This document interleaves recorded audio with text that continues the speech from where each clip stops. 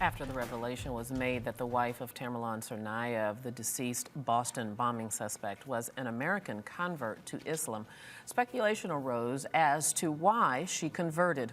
While Muslims make up less than 1% of the U.S. population, the story of conversion is not rare.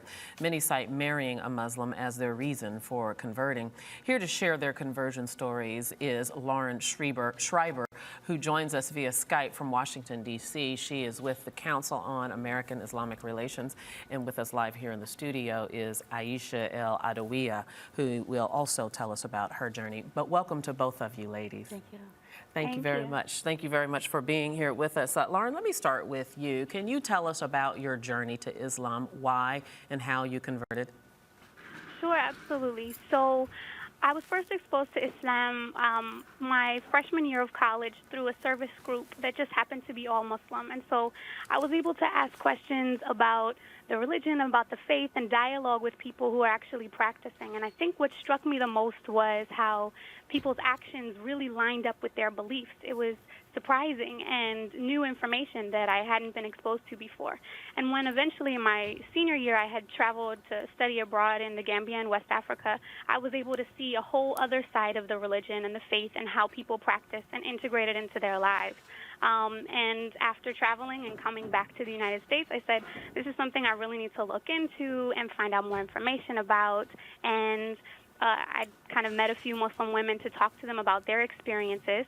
They gave me some reading material, and about 2 weeks later, I was Muslim. Lauren, can I jump in real quick and ask you, what was your family's reaction when you converted? Well, you know, I had a really great experience. My family has been nothing but supportive.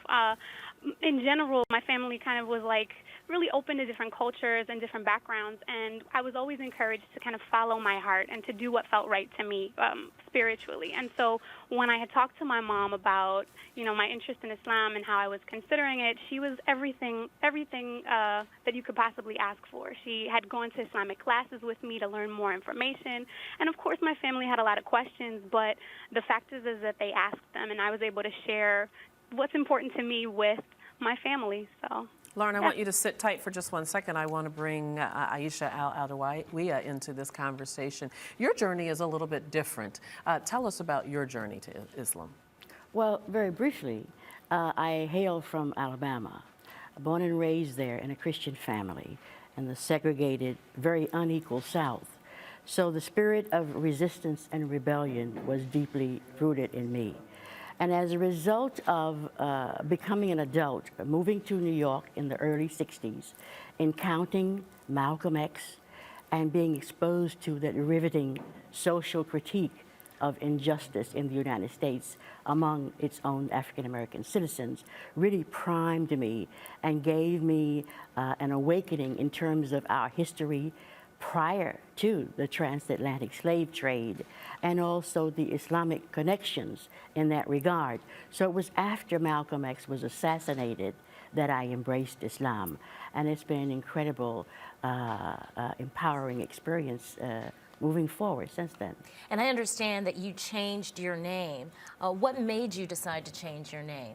Well, again, because of the enslavement experience of African Americans, we came to know that the names that we were carrying, most of us, were in fact not our ancestral names, but these were the names of the people who had enslaved us. So again, it was an act of empowering ourselves to name ourselves rather than carry the name of the enslaver. I want to bring both of you into this conversation. I think there is a perception, and I'm sure you're going to say it's a misperception that that the place for women in Islam is restrictive, and that it requires the woman in some way to be I don't know what the right word is, submissive, subservient, all of those touchy words, to men. Both of you, and Lauren, I'll start with you about your reaction to that and what you've learned about who you are and can be as a woman in this faith.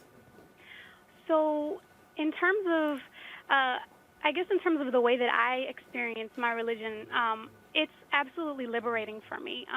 When I was kind of going through the period of trying to find myself and really connect with a mission, Islam was kind of a rock that I was able to go to help find the direction that I wanted in my life and to be able to express what my goals and kind of what's important to me in a way that just absolutely is structured and beautiful and very physically involved.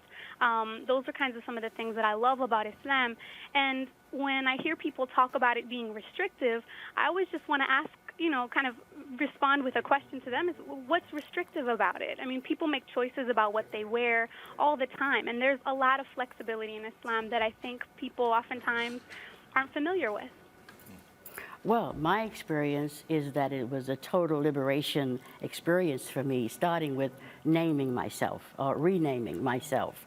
And in fact, I embraced Islam precisely because of the position of the women, and also to find a way to root my spirit of resistance in a spiritual framework, right? Which meant that I could address social justice issues within the confines of the spiritual teachings of my religion that taught me not to commit atrocities such as we're discussing today, to harm innocent people, to do self-reflection and spiritual enrichment. The term jihad, for instance, which is so widely abused these days, has a very beautiful meaning. The most meritorious struggle is that one conducts on oneself internally to be the best possible person. So it is a beautiful religion, day by day instructions of how to live with fellow human beings.